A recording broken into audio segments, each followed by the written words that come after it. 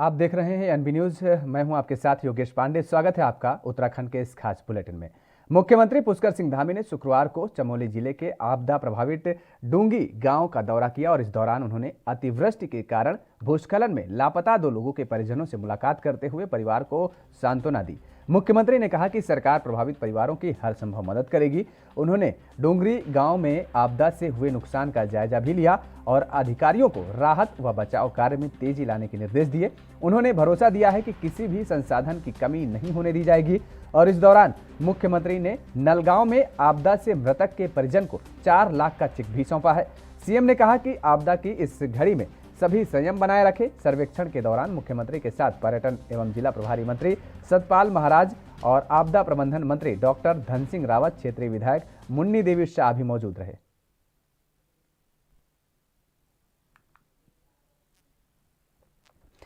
और ये 4 तस्वीरें टेलीविजन स्क्रीन पर आप देख रहे हैं कि आपदा से निपटने के लिए यह बैठक की गई है। पहली तस्वीर आप देख पा रहे हैं, मुख्यमंत्री बैठक कर रहे हैं, आपदा से निपटने के लिए जानकारी ले रहे हैं और अधिकारियों द्वारा उनको जानकारी बताई जा रही है। दूसरी तस्वीर जो आप देख पा रहे हैं वो चमोली से है, जहां पर मुख्यमंत्री पुष्कर सिंह धामी खुद आपदा क्षेत्र का दौरा किए हैं और हालातों का जमीनी स्तर पर जानने की कोशिश की है और लोगों से उन्होंने जाना है। जो तीसरी तस्वीर आप देख पा रहे हैं ये थराली से है। चमोली के थराली क्षेत्र में मुख्यमंत्री पहुंचे, वहां पर भी लोगों से उन्होंने मुलाकात की है और इसके साथ ही साथ जाना है कि हालात क्या हैं जमीनी स्तर पर। और जो चौथी तस्वीर आप सीधे देख पा रहे हैं ये मृतक के परिजनों से मुलाकात कर रहे हैं मुख्यमंत्री और वहां पर मृतक के परिजनों को चेक भी सौंपा है और साथ ही साथ इस सांत्वना भी प्रकट करते हुए नजर आ रहे हैं, ढांढस बनाते हुए नजर आ रहे हैं मुख्यमंत्री पुष्कर सिंह धामी। तो 4 तस्वीरें टेलीविजन स्क्रीन पर हैं और ये चारों तस्वीरें अलग अलग जगह की हैं जहां पर मुख्यमंत्री पुष्कर सिंह धामी मौजूद रहे और आपदाग्रस्त क्षेत्रों का निरीक्षण किया, जायजा लिया और लोगों को विश्वास दिलाया कि सरकार उनके साथ खड़ी है। 2 लोग असमय जो है काल में समा गए हैं और 19 तारीख को जो आपदा आई थी उसमें दोनों लोग मलबे में दब गए हैं। हम लोग परिजनों के साथ हैं। इस दुख की घड़ी में हर संभव सरकार की तरफ से हम उनके साथ खड़े हैं। जो भी सहायता होगी हम लोग करेंगे। छोटे छोटे उनके बच्चे हैं, उन बच्चों का भी भविष्य में जो है हर प्रकार से देख रेख हो उसकी हम लोग चिंता करेंगे। अभी हमारा लक्ष्य है कि सबसे पहले कि वो बॉडी हमारी रिकवर हो, क्योंकि सारे रास्ते अभी बंद हैं। हम लोग आज मीटिंग करने वाले हैं। मीटिंग के बाद इसमें देखेंगे कि कैसे रास्ता बनेगा। तो उत्तराखंड में आई भीषण बाढ़ के चलते आपदा को लेकर सीएम पुष्कर सिंह धामी ने बड़ी घोषणा की है। सीएम धामी ने अपने 1 माह का वेतन मुख्यमंत्री राहत कोष में देने का ऐलान किया है। मुख्यमंत्री ने राज्य में अक्टूबर माह में आई प्राकृतिक आपदा के दृष्टिगत मुख्यमंत्री राहत कोष में अपने माह अक्टूबर 2021 का वेतन जमा करने के लिए अपर मुख्य सचिव सचिवालय प्रशासन विभाग को आवश्यक कार्रवाई करने के निर्देश दिए हैं।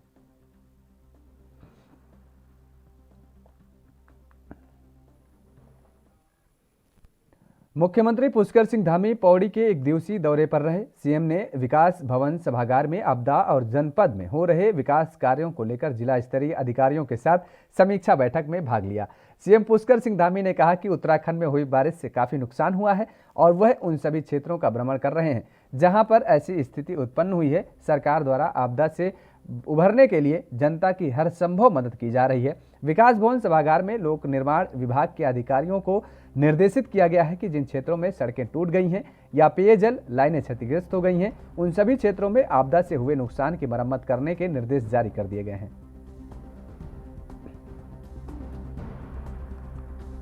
सभी लोगों से ये अनुरोध किया था कि ये समय राजनीति करने का नहीं है, राजनीति आगे हो जाएगी।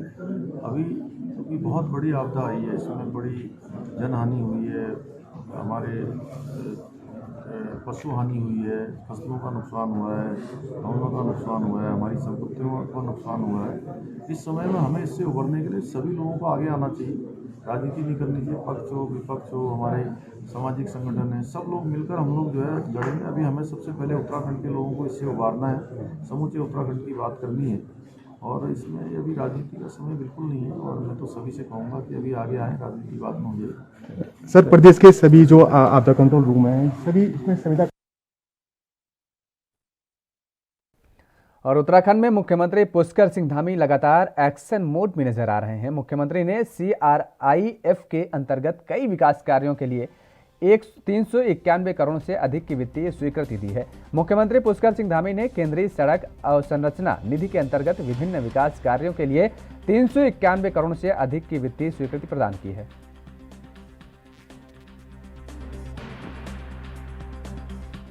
जसपुर में विधायक आदेश चौहान के नेतृत्व में नेता प्रतिपक्ष प्रीतम सिंह का जोरदार स्वागत किया गया। इस दौरान प्रेस वार्ता करते हुए प्रीतम सिंह ने बीजेपी पर जोरदार हमला भी बोला।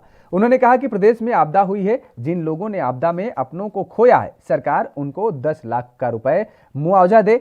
और इसके साथ ही प्रीतम सिंह ने केंद्रीय गृह मंत्री अमित शाह पर निशाना साधते हुए कहा, गृह मंत्री आए थे, हवाई दौरा करके चले गए, लेकिन प्रदेश के लिए कोई पैकेज की घोषणा नहीं की है। ऐसे में केंद्र सरकार को प्रदेश की मदद करनी चाहिए।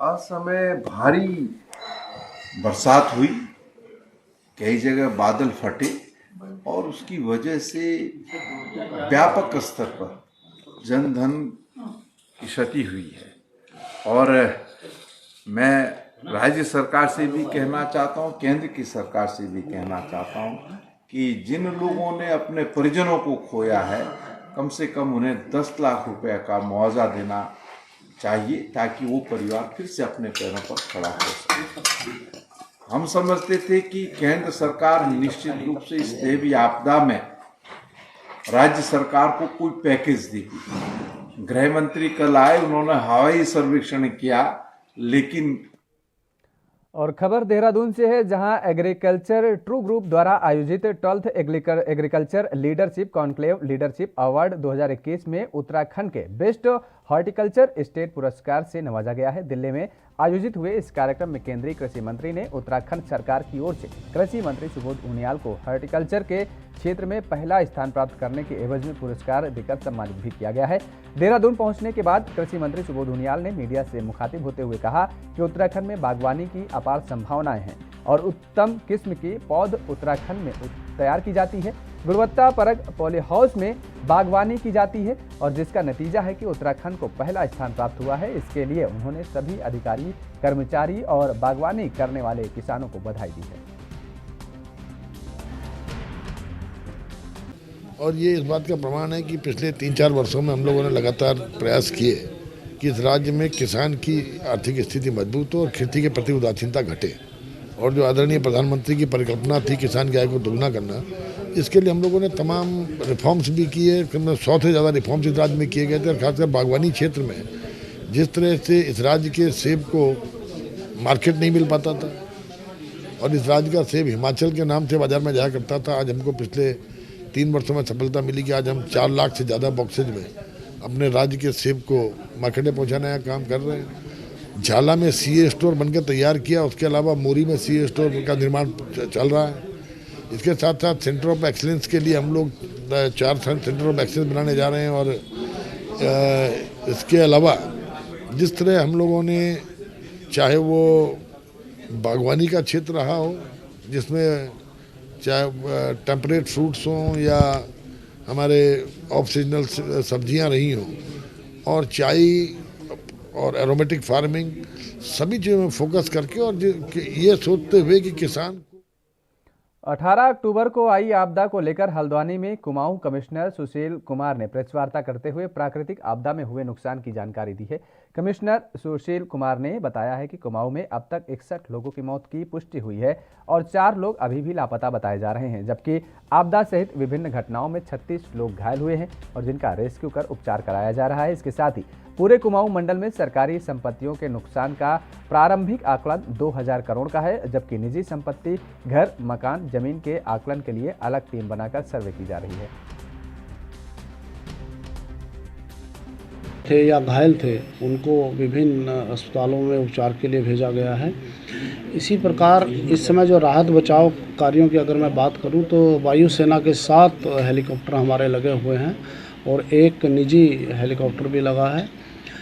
उसके अलावा NDRF की 12 टीमें, SDRF की 10 टीमें, सेना की 3 यूनिट्स और पुलिस के 1500 जवान और राजस्व विभाग और अन्य विभाग सब राहत और बचाव कार्यों में लगे हुए हैं। इसके अलावा सर सरकारी संपत्तियों के सरकारी संपत्ति में अगर हम बात करें कि सार्वजनिक जो संपत्तियां हैं, जो विभागों की संपत्तियां हैं, इसमें सड़क पुल है, पेयजल योजनाएं हैं, विद्युत की योजनाएं हैं, सिंचाई विभाग की योजनाएं हैं, ग्राम सभाओं की संपत्तियां हैं, वन विभाग की क्षति है।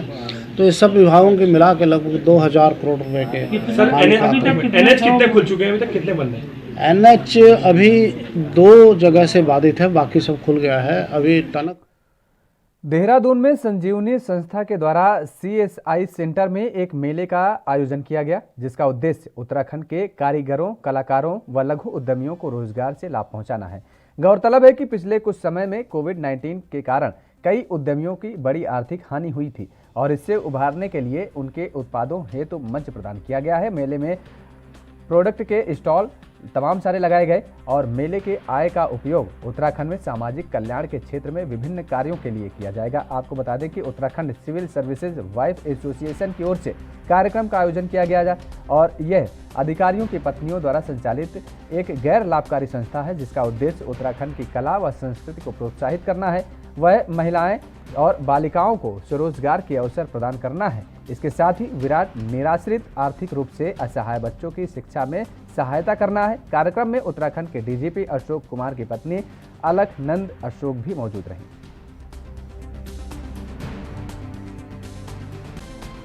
उत्तराखंड के उत्पादकों को प्रमोट करने के लिए संजीवनी संस्था की तरफ से एक स्टॉल और मेला लगाया गया है। इस कार्यक्रम में तमाम जो लोग हैं उत्तराखंड के, जिन्होंने लोकल शिल्पकार हैं, जिन्होंने अपने स्थानीय चीज़ों को प्रमोट किया गया है। इसी बीच हमारे साथ बातचीत करने के लिए हरलिन कौर सिद्धू हैं, संस्था की अध्यक्षा हैं। उनसे बातचीत करते हैं कि किस तरह की चीज़ें इस कार्यक्रम में रखी गई हैं, इस प्रोग्राम में क्या क्या और चीज़ें रखी हैं, जिस तरह से उत्तराखंड की कई ऐसी चीज़ें हैं। मैम, स्वागत है आपका। थैंक यू जी, थैंक यू। मैम, क्या क्या चीज़ें आपके द्वारा यहाँ पे रखी गई हैं, इस कार्यक्रम का मकसद क्या है? ये मेला ऑर्गेनाइज़ करने का पर्पस सिर्फ ये था कि हम एक ऐसा अफोर्डेबल प्लेटफॉर्म उत्तराखंड के आर्टिजन्स को, एंटरप्रेन्योर्स को, घर में जो लेडीज़ अपना सामान बनाती हैं, उनको ऐसा प्लेटफॉर्म प्रोवाइड करें जहाँ पे ये कोविड की महामारी में जो भी बिज़नेस में नुकसान हुआ है उसका वो भरपाई कर पाएँ। बहुत अफोर्डेबल प्लेटफॉर्म है, इसका हमने प्रचार भी किया है।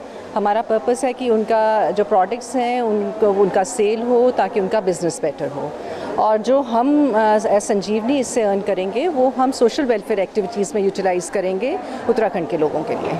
त्योहारी मौसम है, इसमें कितना फ़ायदा यहाँ के लोगों को मिल पाएगा इस कार्यक्रम से? हमारा ये उम्मीद तो यही है कि बहुत लोग यहाँ आएंगे और त्यौहार है, लोग अपने घरों को सजाना भी चाहते हैं, शॉपिंग भी करना चाहते हैं। तभी हमने ये कोशिश करी है कि इस जगह पे वो सब चीज़ें मुहैया हों जो कि दिवाली से पहले लोग ख़रीदना चाहते हैं अपने घर को सजाने के लिए। दिए भी हैं यहाँ पे, प्लांट्स भी हैं यहाँ पे, कपड़े भी हैं, ज्वेलरी भी है, सब कुछ है। इसलिए कोशिश तो यही है कि उनको एक ही प्लेटफॉर्म पे सब कुछ मिल पाए। यहाँ पे स्टॉल लगाए गए हैं आपकी तरफ से, एक बहुत अच्छा पहल मानी जा सकती है। तो ये कौन कौन से लोग हैं जो इस स्टॉल में शामिल हुए हैं, जो यहाँ के लोकल लोग हैं, कौन कौन सी चीज़ें लेकर यहाँ पे आए? सभी उत्तराखंड के ही यहाँ पे आर्टिजन्स एंड एंटरप्रेन्योर्स हैं। कुछ ऐसी लेडीज़ हैं जो घर में कैंडल्स बनाती हैं, दिए बनाती हैं और सोप्स वगैरह, कॉस्मेटिक्स बनाती हैं यहाँ के ऑर्गेनिक प्रोडक्ट्स के साथ। उत्तराखंड एक बहुत ही ब्यूटीफुल स्टेट है, यहाँ पे जितनी नेचुरल प्रकृति में जितना कुछ हमें मिलता है, अगर हम उसको यूटिलाइज़ करें तो उससे बेहतर कुछ नहीं हो सकता। तो ये लेडीज़ ऐसा सामान बनाती हैं। वो प्लेटफॉर्म है। फॉरेस्ट का डिपार्टमेंट का स्टॉल लगा है, जेल से यहाँ पे स्टॉल लगा है। फॉरेस्ट वाले अपने मेडिसिनल प्लांट्स को यहाँ पे प्रमोट कर रहे हैं जो सभी के लिए लाभदायक हो सकते हैं। फिर और लेडीज़ हैं जो घर पे अपना स्टिचिंग का, निटिंग का काम करती हैं, वो क्विल्ट्स वगैरह बनाती हैं, वो सब यहाँ पे वो भी डिस्प्ले में है, सब कुछ है। बहुत बहुत धन्यवाद बातचीत करने के लिए। तो हमारे साथ बातचीत करने के लिए हरलिन कौर जी मौजूद थी, जिन्होंने कहा कि उत्तराखंड की हर एक चीज़ को प्रमोट करने के लिए कार्यक्रम का आयोजन किया गया है। अपने सहयोगी रमन जायसवाल के साथ हरीश खनेड़ा, ABN न्यूज़, देहरादून। इसके साथ ही हमारे संवाददाता हरीश खनेरा ने संजीवनी संस्था के सचिव रश्मि वर्धन से खास बातचीत की। की तरफ से देहरादून में एक स्टॉल, एक मेले का आयोजन किया गया है। ये फेस्टिवल मेला है और इसमें तमाम जो उत्तराखंड के जो प्रोडक्ट हैं उनका यहाँ पे स्टॉल लगाया गया है। इसमें खास बात ये है कि यहाँ उत्तराखंड की लोकल चीज़ों को प्रमोट करने के लिए ये कार्यक्रम का आयोजन किया गया है। इस बीच हमारे साथ बातचीत करने के लिए रश्मि वर्धन हैं, उनसे बात करते हैं कि किस तरह की चीज़ें इसमें स्टॉल में लगाई गई हैं और क्या मकसद है। मैडम स्वागत है आपका। जी नमस्कार। मैम किस चीज़ का आप जैसे जो स्टॉल लगाए हैं कि इसका क्या मंशा है इसके स्टॉल लगाने की? संजीवनी कोविड से परेशान और पीड़ित लोगों की मदद करना चाह रही थी। ये सभी घर से व्यवसाय करने वाले लोग हैं, छोटे व्यवसाय करने वाले लोग हैं। इनके लिए बड़ा मुश्किल होता है कि लोगों तक पहुँचें या भीड़ उनके पास आ सके और लोगों को पता चले। तो ये मंच उनको दिया गया है ताकि ज़्यादा से ज़्यादा लोग, पूरे शहर के लोग इनके बारे में जानें, इनके सामान, इनके प्रोडक्ट के बारे में जानें। और हर प्रकार की चीज़ों को हमने लगाने के लिए दिया है। कुछ हमारे गैर सरकारी और सरकारी भी इसमें हैं। जेल के प्रोडक्ट्स बहुत आपने देखे होंगे, फर्नीचर्स भी हैं, बाकी ज्वेलरी और कपड़े हैं, मैट्स हैं, होममेड साबुन हैं, फूड स्टॉल्स भी लगे हुए हैं। तो इन सबको बुलाया गया है कि एक अपना निकलें, लोगों को उनके बारे में पता चले, उनकी चीज़ों को पता चले, तो वो उनसे खुद भी अप्रोच कर सकते हैं, उनको कांटेक्ट कर सकते हैं और उनका बिज़नेस भी बढ़ेगा। और इससे हमारे राज्य को, उत्तराखंड राज्य का इकॉनमी बढ़ेगी और इसको बहुत लाभ होगा, दोनों को ही लाभ होगा। 1.5 से 2 साल का गैप रहा है कोरोना के कारण, कई लोग अपना रोज़गार ठीक से नहीं कर पाए। कितना अहम मानते हैं आप इस पहल को? बिल्कुल, ये इसीलिए ये बहुत ज़्यादा महत्वपूर्ण है इस तरह का जो हमने और आयोजन किया है एग्जीबिशन का, या मेला जो कह ले। मेला तो क्या, एग्जीबिशन ही है। इन लोगों के लिए ही हमने ये किया है क्योंकि ये कोविड की वजह से 1.5-2 साल काफ़ी परेशान रहे हैं। उतना इनका बिज़नेस भी नहीं हुआ है। बड़े बड़े बिजनेसमैन भी इसमें काफ़ी नुकसान हुआ है उनको। तो ये लोग तो छोटा घर से बिज़नेस करने वाले लोग हैं, इनको तो ज़्यादा हमारी मदद की ज़रूरत है। तो इसीलिए हमने एक फेस्टिवल का टाइम है तो हमने इनको बुलाया, इनवाइट किया और बड़ी खुशी से ये हमारे साथ भी हैं और उम्मीद करते हैं कि इनका अच्छा सेल हो और ये खुश होकर जाएं। रश्मि जी, जैसे कि अब खुद सरकार भी मानती है कि लोकल चीज़ों को प्रमोट करने के लिए, और आपकी ये पहल की जा रही है, जो स्थानीय चीज़ है, स्थानीय उत्पादक है, उनको प्रमोट किया जा रहा है, कितना अहम मानते हैं आप इसे? स्थानीय चीज़ को प्रमोट करना तो बहुत ही ज़रूरी है क्योंकि अगर हम अपने लोगों को ही नहीं प्रमोट करेंगे, उनको नहीं बढ़ाएंगे तो दूसरे तो फिर क्या ही उनके बारे में सोचेंगे। तो सबसे पहला तो हमारा यही उद्देश्य है कि जो हमारे लोकल लोग हैं या प्रोडक्ट हैं उनको हम जितना ज़्यादा हो सके बढ़ावा दें। धन्यवाद हमसे बातचीत करने के। तो ये थे हमारे साथ रश्मि वर्धन, जिनका सीधे तौर पर कहना था कि कोरोना काल के दौरान जिन लोगों का रोज़गार चौपट हो गया था उनको प्रमोट करने के लिए और उनको ठीक प्लेटफॉर्म पर लाने के लिए इस तरह का आयोजन किया गया है ताकि उत्तराखंड का जो लोकल चीज़ें हैं वो पटल पर आ सके। अपने सहयोगी रमन जायसवाल के साथ हरीश खन्ना, NB न्यूज़। और खबर अब हरिद्वार के रुड़की से है, जहां आज पूर्व कैबिनेट मंत्री और प्रभारी सुरेंद्र सिंह नेगी ने एक जनसभा को संबोधित किया। जनसभा को संबोधित करते हुए वो बीजेपी पर जमकर हमलावर हुए और उन्होंने कहा कि बीजेपी सरकार पूरी तरह से विफल रही है। आज 4 साल से ज़्यादा बीजेपी की सरकार को बने हो गए हैं, लेकिन आज तक सरकार द्वारा कोई भी विकास कार्य जमीनी तौर पर नहीं हुआ है। किसानों की फसल खड़ी खड़ी बर्बाद हो गई है, लेकिन किसी प्रकार की कोई भी मदद किसानों को नहीं मिल पाई है।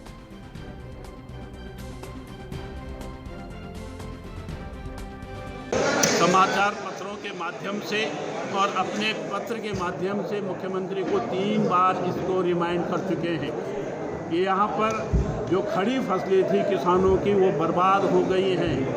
इनके पूरे साल की जो कमाई एक पूंजी बनकर सामने आती है वो आज बिल्कुल ग्राउंड पे ध्वस्त हैं, किसान त्रस्त हैं। आप कृपया जिलाधिकारियों से उन क्षेत्रों का मूल्यांकन कराते हुए उनको कोई नुकसान का मुआवजा दिलाएंगे या नहीं दिलाएंगे। आज 70 लोग, लगभग 70 लोगों की जानें चली गई और ये कहते हम 4 लाख रुपए देंगे, ये कोई नई बात नहीं। प्रीतम सिंह जी थे, उन्होंने भी कई बार यहाँ पर कहा कि भाई हम यहाँ पर जिलाध्यक्ष ग्रामीण का बनाएंगे, तो कोई रही होगी बात। मैं समझता हूँ कोई खास ऐसी कोई वजह नहीं है, लेकिन चूँकि अभी चुनाव का समय 2022 बहुत नज़दीक है तो इसलिए जो है अभी जिला अध्यक्ष की भी आवश्यकता है, क्योंकि संगठन के बगैर कोई चुनाव नहीं होता है। ये माननीय मंत्री जी ने भी कहा है, तो इसलिए संगठन की आवश्यकता है। और जिस तरह हमारी 6 विधानसभा यहाँ पर है जिसमें जिला अध्यक्ष नहीं है, तो जैसे जिला अध्यक्ष बनेगा मैं समझता हूँ कांग्रेस पार्टी का संगठन भी मजबूत होगा और निश्चित रूप से यहाँ पर जो भी कैंडिडेट होंगे हर विधानसभा के वो कांग्रेस पार्टी। जब तक संगठन का या किसी टीम का कैप्टन ही नहीं होगा तो टीम बिखरी हुई है आज की तारीख में। उसी के सापेक्ष जो है इसी चर्चा में जो है हमारे प्रभारी बनाकर हमारे रुड़की ग्रामीण के माननीय पूर्व कैबिनेट मंत्री सुरेंद्र नेगी जी हमारे बीच में हैं और वो आए हैं बिल्कुल दूध का दूध पानी का पानी करने, क्योंकि यहाँ पर कुछ नेताओं द्वारा काफ़ी भ्रम फैलाया गया है, मजबूत आदमी को वो नहीं चाहते हैं। तो आज वो सब पता चल रहा है, वो जो भी आएगी जो भी निश्चित तौर पे आज जो है जिस आदमी को जनता चाहेगी और जो इस लायक होगा उसको जो है उसके बारे में हाईकमान तक जिला अध्यक्ष के लिए भेजने के काम के लिए टीम आई हुई है प्रभारी जी के रूप में। आज जो है काफ़ी शोर शराबा रहा, आपके नाम की जो है जिंदाबाद के नारे थे, क्या जिला अध्यक्ष की रायशुमारी के लिए ये मीटिंग हुई है और रायशुमारी होगी। माननीय प्रभारी जी सुरेंद्र सिंह नेगी जी सबकी राय लेंगे और राय लेकर प्रदेश के लोगों को बताएंगे, प्रदेश अध्यक्ष को बताएंगे और तब जिले के जिला अध्यक्ष का चयन होगा। कांग्रेस के साथ इस बार जनता का समर्थन है, लोग बाग जुड़ रहे हैं, जन समर्थन जुड़ता जा रहा है और आप देख रहे होंगे परिवर्तन रैली कितनी कामयाब रही। आज भी संगठन की मीटिंग बुलाई तो कितनी भीड़ है और दिन पर दिन कांग्रेस के प्रति लोगों का रुझान है, क्योंकि भारतीय जनता पार्टी जो है वो केवल जुमलेबाजों की पार्टी होकर रह गई है। जुमलेबाजी के अलावा कुछ नहीं रहा है। 3 मुख्यमंत्री बदल दिए हैं, ये तीसरा मुख्यमंत्री भी जुमलेबाज ही सिद्ध होगा। इसके अलावा इनके पास कुछ नहीं है जुमले के अलावा। और आज की तारीख में नवयुवक बेरोजगार। उत्तराखंड में आई आपदा की स्थिति का आकलन कर दौरे से लौटे सांसद प्रदीप टम्टा ने सरकार पर खासी नाराजगी जाहिर की है। उन्होंने कहा है कि भारत विश्व का एक ऐसा राज्य है जहां पर आपदा मंत्रालय बनाया गया है और इसके बावजूद भी आज इतनी बड़ी भीषण आपदा से निपटने में प्रदेश सरकार पूरी तरह से फेल रही है। उन्होंने कहा कि एसडीआरएफ एनडीआरएफ की टीम होने के बाद भी उनको समय पर राहत कार्य के लिए नहीं भेज पाई है और जबकि पर्वतीय क्षेत्रों में कई लोगों की जानें चली गई हैं। लग रहा है कि राज्य सरकार की आपदा से निपटने की कोई रणनीति ही नहीं थी, इसलिए अंतिम दौर में जो इतना बड़ा संकट आया है, पिछले 100 वर्ष से ऊपर के इतिहास में इतनी बड़ी बारिश इस कुमाऊं क्षेत्र में आई है।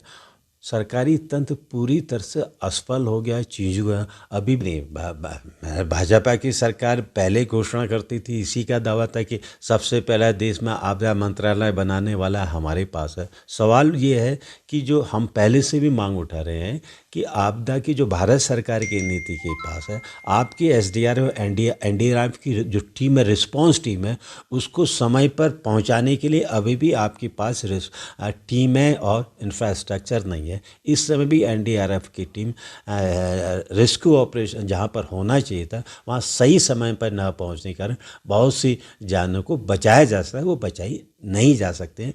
तो इस संदर्भ में भारत सरकार को अपने रिस्पांस टीम को घटना स्थल तक ले जाने के लिए किस तेज़ गति से ले जाया जाए, उसकी सुरक्षा की गारंटी करनी चाहिए, उसको ले जाने की तैयारी करनी चाहिए। आपदा में सबसे बड़ा और सत्यम ऑटो कंपोनेंट कंपनी से निकाले गए मजदूरों के समर्थन में हरिद्वार के शिवालिक नगर चौक पर कांग्रेस नेताओं ने 3 दिवसीय धरना शुरू किया है। कांग्रेस नेताओं ने मांग करते हुए कहा है कि 4 साल पहले निकाले गए मजदूरों की बहाली की जाए। अगर उनकी मांगें नहीं मानी गई हैं तो कांग्रेस कार्यकर्ता पार्टी के बड़े नेताओं के साथ कंपनी के बाहर उग्र आंदोलन करने को मजबूर होंगे। कांग्रेस नेताओं का आरोप है कि स्थानीय बीजेपी विधायक आदेश चौहान ने भी इन मजदूरों की उपेक्षा करते हुए कंपनी प्रबंधन से सांठगांठ कर ली है, जिसके चलते मजदूरों को बहाली नहीं मिली है और उनके परिवार को आर्थिक तंगी से जूझना पड़ रहा है।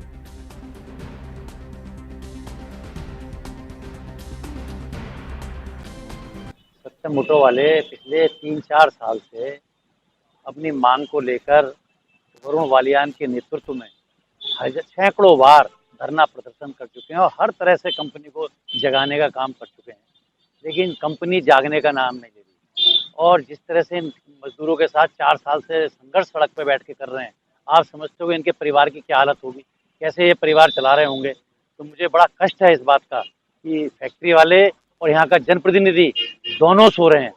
सत्यम कंपनी के एम्प्लॉयज़ को मैनेजमेंट ने बिना किसी लीगल नोटिस के, बिना किसी कानूनी कार्रवाई के घर बैठाने का काम किया है। बहुत लंबे समय से वो सब आंदोलनरत है। इसी वजह से आज कांग्रेस पार्टी के बैनर के नीचे उनके समर्थन में ये धरना प्रदर्शन किया जा रहा है। मैनेजमेंट, विधायक, इन सब की मिलीभगत से काम हो रहा है। सरकार मिली हुई है। इससे साफ जाहिर है कि विधायक जो है, क्षेत्रीय विधायक आदेश चौहान जो है, वो बड़ी बड़ी कंपनियों के साथ मिलकर पैसे खाने का काम कर रहे हैं। मजदूरों को, हितों को बेचा जा रहा है, जिसके लिए धरना प्रदर्शन किया जा रहा है। ये धरना 3 दिन तक लगातार चलेगा। उत्तराखंड के इस खास बुलेटिन में फिलहाल मेरे साथ इतना ही। देश और दुनिया की तमाम खबरों के लिए आप बने रहिए ANB न्यूज़ के साथ।